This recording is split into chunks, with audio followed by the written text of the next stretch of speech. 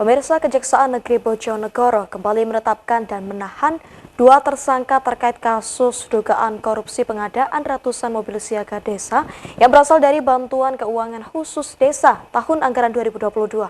Akibat kasus ini, negara mengalami kerugian mencapai lebih dari 5,3 miliar rupiah.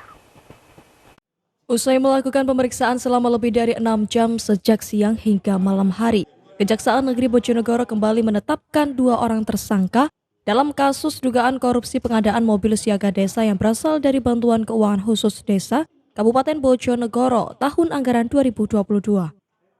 Kedua tersangka tersebut masing-masing berinisial HS, seorang aparatur sipil negara pemkap Magetan yang diduga sebagai perantara dari salah satu dealer, serta Ika, seorang branch manager PT United Motor Center atau PT UMC.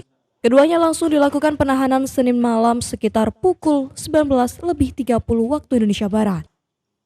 Kasih Pidana Khusus Kejari Bojonegoro Aditya Sulaiman mengungkapkan kedua tersangka memiliki peran aktif terkait pengadaan 386 unit mobil siaga yang ditaksir merugikan negara hingga lebih dari 5,3 miliar rupiah. Kerugian ini berasal dari dua penyedia utama pemenang lelang, masing-masing PT Sejahtera Buana Trada senilai 1,035 miliar rupiah dan PT United Motor Center mencapai nilai 4,32 miliar rupiah. Dengan ditetapkannya dua tersangka, maka total sudah ada 4 tersangka yang dilakukan penahanan dalam kasus tersebut. Mereka dijerat pasal 1 dan 2, kemudian pasal 5 dan 11 Jengto, pasal 55 Undang-Undang Tindak Pidana Korupsi dengan ancaman hukuman minimal 4 tahun penjara. Para tersangka ditahan di Lapas Bojonegoro dengan masa penahanan pertama selama 20 hari ke depan. Penyidik juga terus mengembangkan kasus ini sebab masih ada potensi tersangka lain terutama dari penyelenggara negara.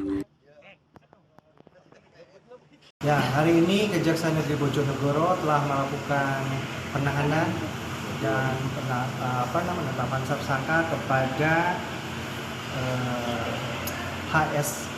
HSN yang merupakan ASN dari PNS Magetan dan juga Ika yang merupakan branch manager dari PT UMC Cabang Bojonegoro.